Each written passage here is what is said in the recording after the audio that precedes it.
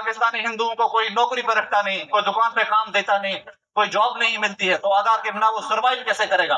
सबसे ज्यादा प्रॉब्लम उस शरणार्थी की है जो नया आता है भारत में, कम से कम साल 2 साल, वो सबसे ज्यादा प्रॉब्लम है। और मेरे पास जो डेटा है, कम से कम 25, 30, 40% पाकिस्तानी हिंदू वापस पाकिस्तान चला जाता है, जो यहाँ पर सेटल नहीं हो पाता। तो आधार कार्ड की मांग पहले है, क्योंकि दिल्ली के मुख्यमंत्री आ रही है, उनके हाथ में है ये, तो हम उनसे ये मांग कर सकते हैं।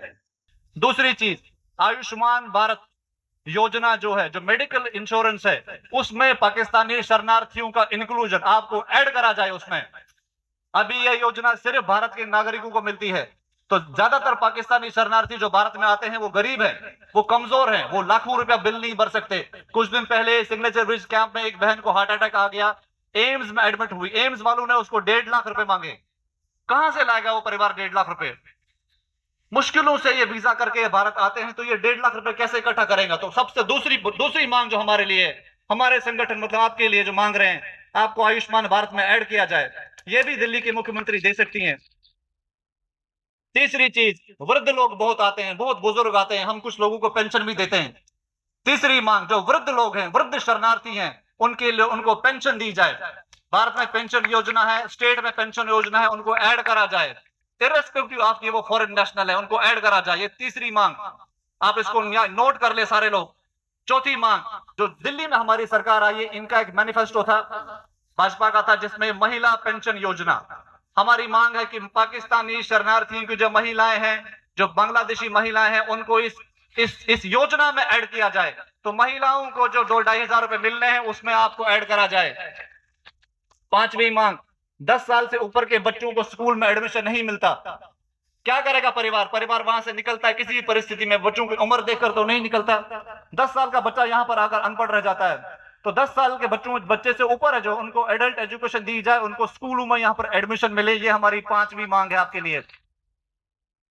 छठी मांग, आपके बच्चे सिर्फ सरकारी स्कूल में जाते हैं, सरकारी स्कूल में जाकर आप इतनी पढ़ाई नहीं कर सकते कि आप सुप्रीम कोर्ट में अपनी हक की बात कर सके, आप हाई कोर्ट में हक की बात कर सके, जहां पर लैंग्वेज इंग्लिश है। आप अपनी ग्लोबल प्लेटफॉर्म से आप अपनी बात नहीं रख सकते। छठी मांग हमारी आपके लिए है कि आपके बच्चों को ईडब्ल्यूएस कैटेगरी में डाला जाए, ताकि आपको प्राइवेट स्कूलों में आपके कुछ बच्चों को एडमिशन मिले और आने वाले 8-10 साल में आपके बच्चे आपके समाज का रिप्रेजेंटेशन करें। 7वीं मांग हमारी आपके लिए, क्या आपको राशन कार्ड दिए जाए, बीपीएल कार्ड दिए जाए और मुफ्त राशन दिए जाए, तब तक जब तक आप अपने पैर पे खड़े नहीं हो जाते, खासतौर से नए शरणार्थी लोगों के, जो नए लोग भारत में आते हैं। 8वां, भारत में उज्ज्वला योजना है, जिसका बेनिफिशियरी पाकिस्तानी हिंदू समाज नहीं है। तो गैस चूल्हे जो हैं, गैस चूल्हे और साफ पानी पाकिस्तानी हिंदुओं को दिया जाए। ये हमारी आपके लिए 8वीं मांग है।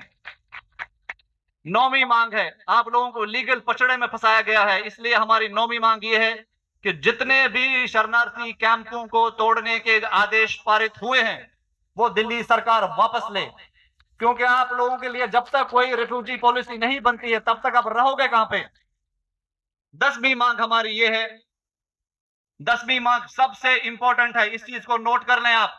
10वीं मांग सबसे इंपॉर्टेंट है। एक मांग मिलेगी तो सारे ग्लोबल लेवल पे आपका नाम आ जाएगा। अभी जो भारत में आ रहे हो, जो सारे लोग यहां पर हो, आपका लीगल स्टेटस, कानूनी दृष्टि से आपका जो स्टेटस है वो इलीगल इमिग्रेंट का है, आप घुसपैठिए हो। ये हमारा देश का कानून में स्टैंप है आपके ऊपर, आप इलीगल इमिग्रेंट हो। हमारी मांग यह है कि शरणार्थियों को धार्मिक उत्पीड़न के शिकार के रूप में दिल्ली सरकार आधिकारिक मान्यता दे। ये माना जाए कि ये लोग जो भारत आते हैं वहां पर धार्मिक उत्पीड़न हो रहा है और ये असाइलम सीकर्स है, ये रिफ्यूजी सीकर्स है। इसलिए हमारी मांग आपके लिए ये है कि हम, भारत सरकार आपको रेफ्यूजी स्टेटस दे, या दिल्ली सरकार भी दे सकती है।